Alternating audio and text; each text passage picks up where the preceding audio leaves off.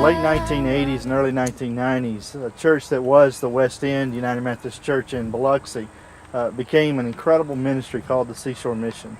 Many of us remember that ministry that began then and carried throughout all the way till 2005 when Hurricane Katrina came in, and the building that it was housed in, like many other places in our Gulf Coast area, was washed away. Behind me you see the slab of what was the Seashore Mission. And though the slab washed away, the ministry did not. And throughout the years since Hurricane Katrina, though it's been through a lot of journeys and a lot of trials, the ministry has come back to life and continued. Many of our members at St. Paul each week and month go to help serve meals at what now is the Seashore Mission, housed at St. Paul United Methodist Church in Biloxi. But there's a greater vision, there's a greater plan. About a year ago, the ministry was able to purchase a building that will help grow the ministry to places it's never been before. The only problem is they're not able to quite move into that building yet, and that's where you can come in.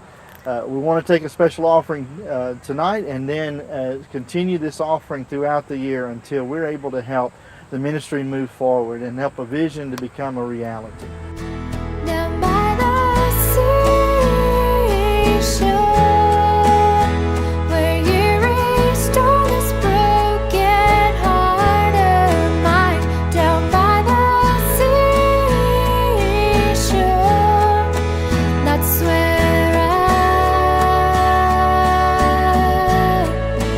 I find you. Hi, I'm Judy Longo here at Seashore Mission, and I just want to share with you just a moment about all the awesome things that God's people have been doing for Seashore. In the last month, we have collected about 120 backpacks, blankets, sleeping bags that we will be giving away for our great Christmas giveaway. About a year ago, our worship was around 20 people, 25 maybe. In the last month, we have been worshiping with about 65 people. So the Holy Spirit is so alive and so real right here and strong.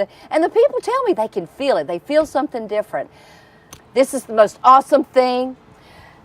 We are now feeding about, 200, 250 meals each time that we're open, Monday, Thursday, and Sunday. But it's also thanks to you that we have those meals being served and prepared here.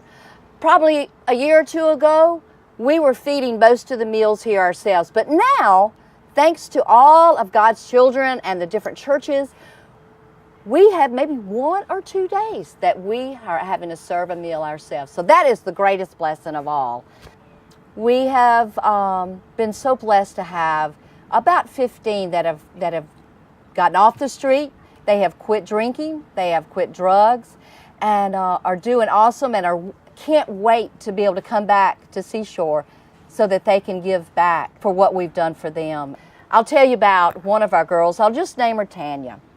Tanya has been on the streets drinking, homeless for about at least 4 or 5 years. Paige and I worked real hard with her back and forth trying to get her off the streets. The alcohol had a hold on her. But one day she finally decided, she said, I'm really ready this time. And so we were able to get her into a Homes of Grace. She graduated. She is now in a home in Tennessee. She's working at Walmart. She is loving it. She's having a great time. She loves her life, her new life, and she is so very thankful. She is just one of so many stories that we're so thankful for, and those are the real blessings here. When it's so empty and so bare, and I feel that no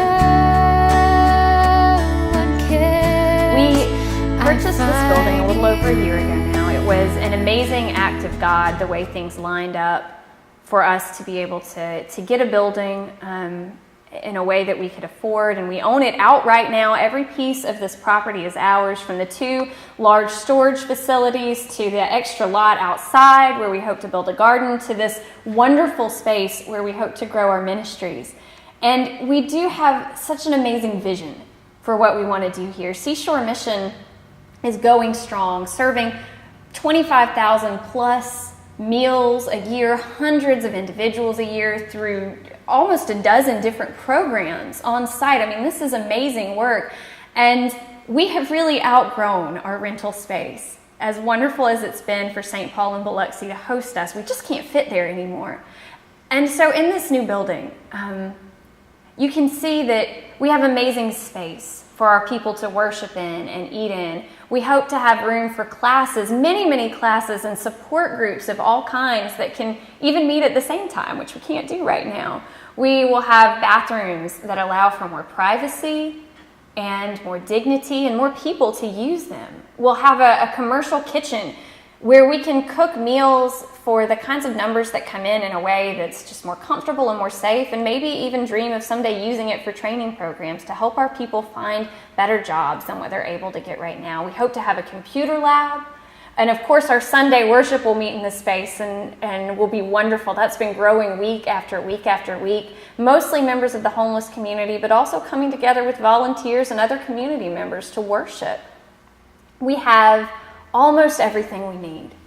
We have kitchen equipment, we have office equipment, we have a fabulous building and programs and people to fill it. What we need now more than anything is the funding to finish this work. The funds to put in the systems that we need for heating and for air conditioning. The funds to build our kitchen basically from scratch in a building that used to be a paint store, so they did not have a kitchen, understandably. We have a lot of work to do. And what we need most of all is the people on our coast to pitch in and to own a piece of this vision and to sponsor the kind of life-changing work that happens here. There aren't many ministries for whom their building is their ministry. But the kind of people that we work with, the place and the space that we offer them is the love of Christ in their lives. And it's a beautiful gift that you can offer to them by supporting this work and by partnering with us to build this building, but also to build a ministry that changes lives and changes our community for the better. Well, you've heard the story and the vision. What are you going to do about it? I hope you'll help me make the vision become a reality.